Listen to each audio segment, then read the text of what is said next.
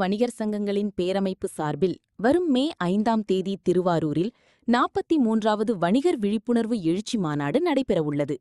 தமிழ்நாடு வணிகர் சங்க பேரமைப்பு மாநில தலைவர் விக்ரமராஜா தலைமையில் நடைபெறும் இந்த எழுச்சி மாநாட்டில் சுமார் 1 லட்சம் வணிகர்களுக்கு மேல் இந்த மாநாட்டில் கலந்து கொள்வார்கள் என எதிர்பார்க்கப்படுகிறது.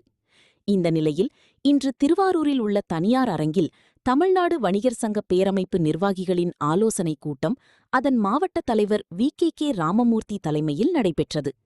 இதனைத் தொடர்ந்து செய்தியாளர்களை சந்தித்த தமிழ்நாடு வணிகர் சங்கங்களின் பேரமைப்பின் திருவாரூர் மாவட்ட தலைவர் வி.கே. ராமமூர்த்தி கூறும்போது, ஆழித்தேரோடும் திருவாரூரில் வருகின்ற மே 5 தமிழ்நாடு வணிகர் சங்கங்களின் பேரமைப்பின் மாநில மாநாடு வணிகர் விழிப்புணர்வு எழுச்சி மாநாடாக நடைபெற உள்ளது. சுமார் 12 ஏக்கர் பரப்பளவில் மாநாடு பந்தல் அமைக்கும் வேலைகள் நடந்து கொண்டிருக்கிறது. நமது ஒருங்கிணைந்த தஞ்சை மாவட்டம் ஒரு ஆன்மீக பூமியாகும். இதில் பல ஊர்களிலிருந்தும் பல மாவட்டங்களிலிருந்தும் குறிப்பாக வெளி மாநிலங்கள் ஆந்திரா, கேரளா, கர்நாடகா போன்ற பகுதிகளிலிருந்தும் வணிகர்கள் வரவுள்ளார்கள். இந்த மாநாடு மிகவும் சிறப்பாக நடைபெற திருவாரூர் மாவட்டத்தில் உள்ள அரசு அதிகாரிகள் முழு ஒத்துழைப்பு தருகின்றனர். மேலும் திருவாரூர் மாவட்டத்தில் உள்ள அனைத்து வியாபாரிகளும் இந்த மாநாட்டில் கலந்து கொள்வதற்கு வசதியாக அன்றைய தினம் முழு கடையடைப்பு செய்து இந்த மாநாட்டில் தங்கள் குடும்பத்தாருடன் கலந்து கொள்ள உள்ளனர்.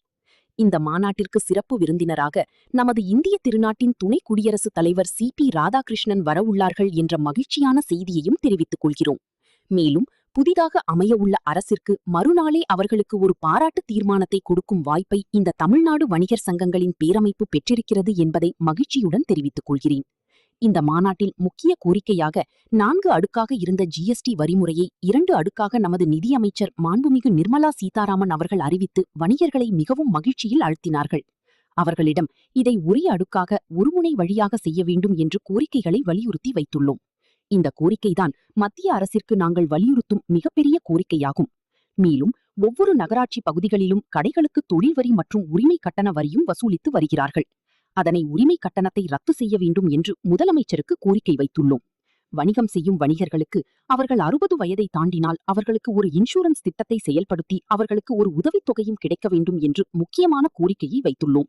இந்த மாநாட்டிற்கு பிறகு ஒருங்கிணைந்த தஞ்சை மாவட்டத்திற்கு சுற்றுலா பணிகள் அதிகமாக இனிமேல் வரக்கூடிய வாய்ப்பை இந்த மாநாடு உருவாக்கும் என்பதில் எந்தவித அச்சமும் இல்லை என்றார்.